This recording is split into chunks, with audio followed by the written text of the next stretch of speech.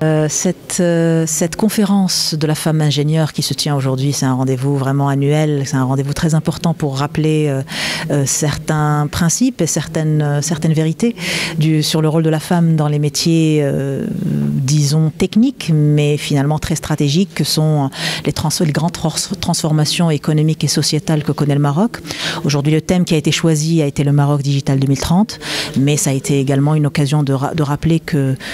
n'y a pas de transformation digitale sans transition énergétique, et il n'y aura ni de transition énergétique ni transformation digitale s'il n'y a pas une transformation économique et sociale et sociétale du Maroc. Donc ça a été une occasion bien entendu de rappeler d'abord les grandes opportunités qu'offrent ces différentes transitions pour le Maroc, y compris bien entendu la transition digitale, le nombre d'emplois qui peuvent être créés, la qualité des emplois qui peuvent être créés, le rôle des femmes dans cette transition, également la compétitivité des entreprises, mais également certains défis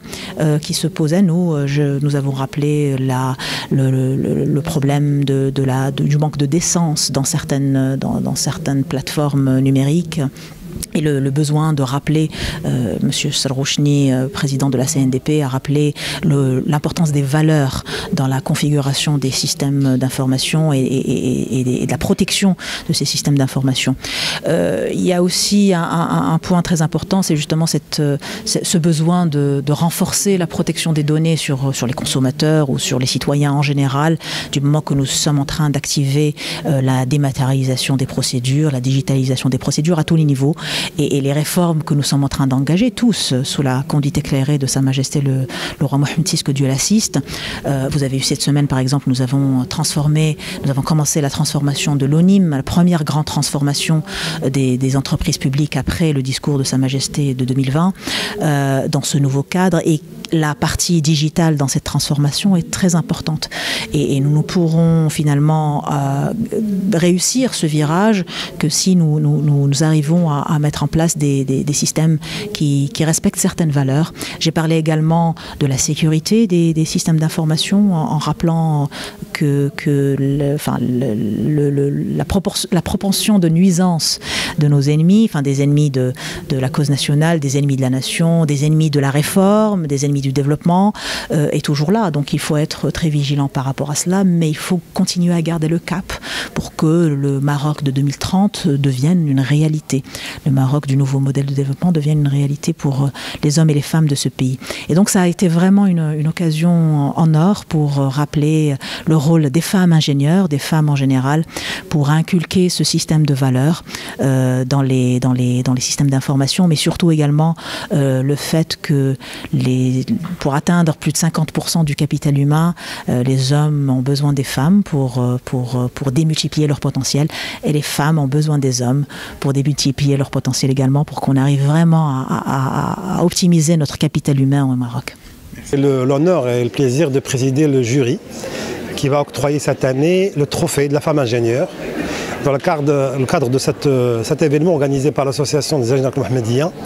et plus particulièrement le club des femmes ingénieures.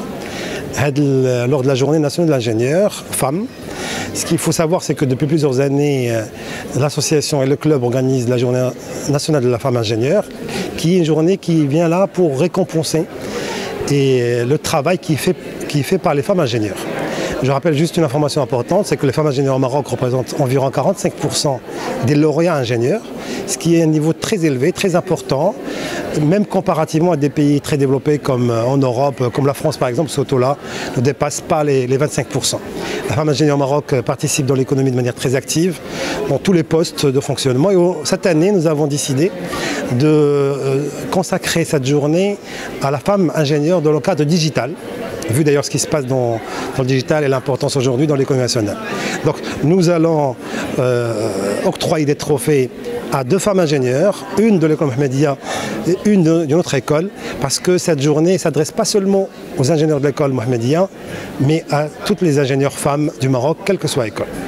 Cette rencontre est la 6e rencontre annuelle de la femme ingénieure au Maroc, Il est tenu sous le patronage de Sa Majesté Mohamed VI, que Dieu l'assiste. Donc la thématique Digital Morocco 2030. Donc lors de cette rencontre, on traitera la partie stratégique du Maroc, du Digital Morocco 2030, opportunités et challenges.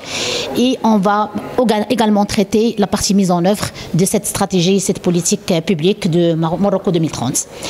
Pendant cet événement, on va honorer, on va reconnaître